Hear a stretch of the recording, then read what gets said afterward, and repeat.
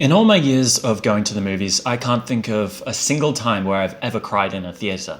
I mean, I've cried at movies before, but always in the safety of my own home.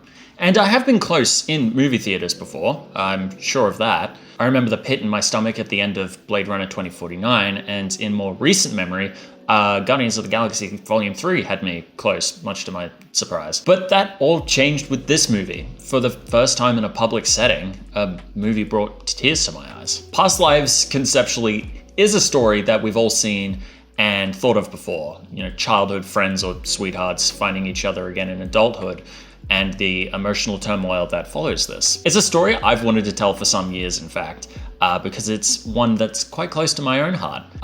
When I started university about 6 years ago, I was possessed by something to look up a friend that I'd had in year 2, see how she was doing. And against all odds and reason, she remembered me too, and we became friends again.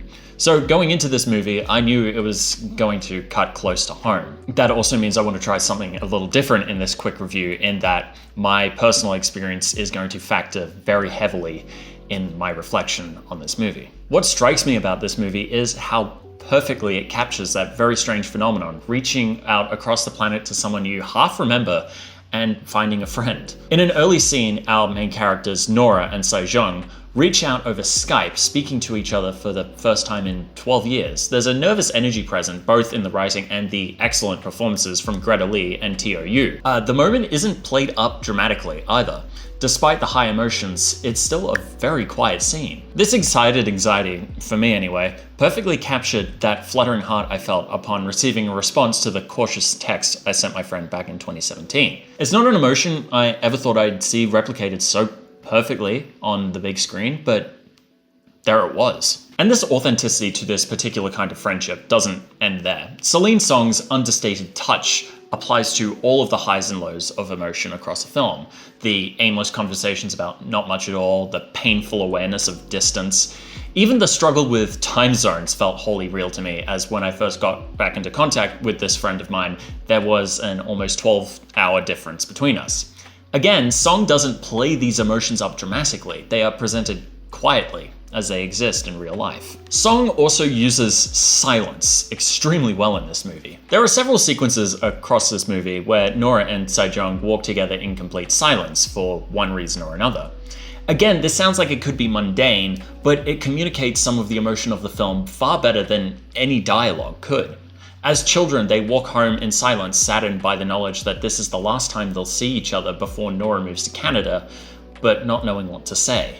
Later in life, the two walk in silence together along the waterfront in New York City, a quiet moment with two people who are just comfortable being in each other's company. And at the end, there's an even heavier silence, one that is broken with an edit that hit me in the face with several emotions at once. The trouble with this movie, however, is that it becomes harder to discuss the profound effect it had on me emotionally without dipping into spoilers, and there are elements of this movie I truly think you need to experience on your own.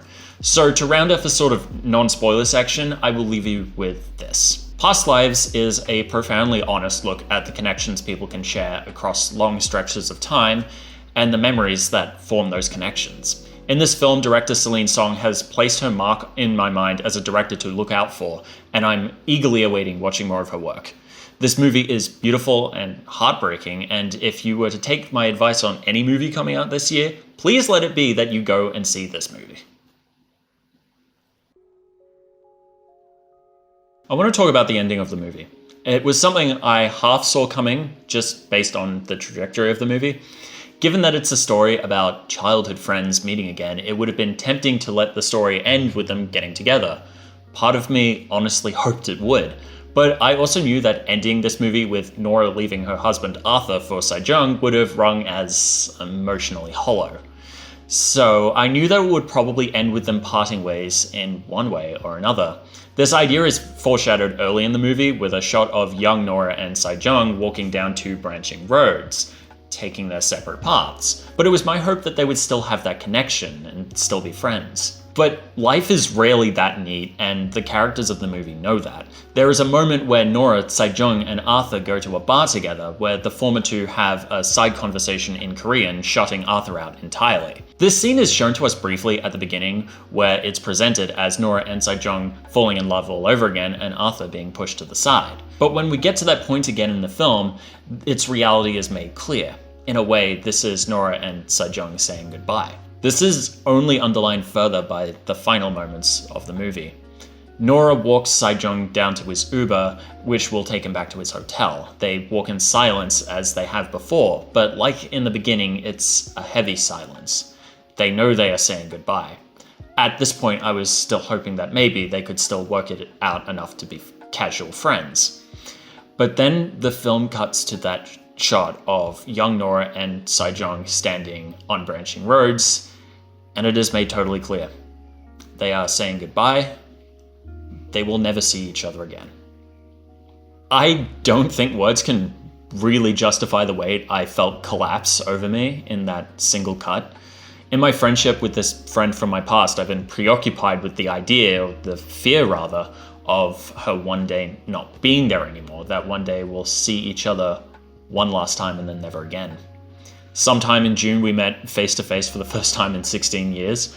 A month later, at an anime convention.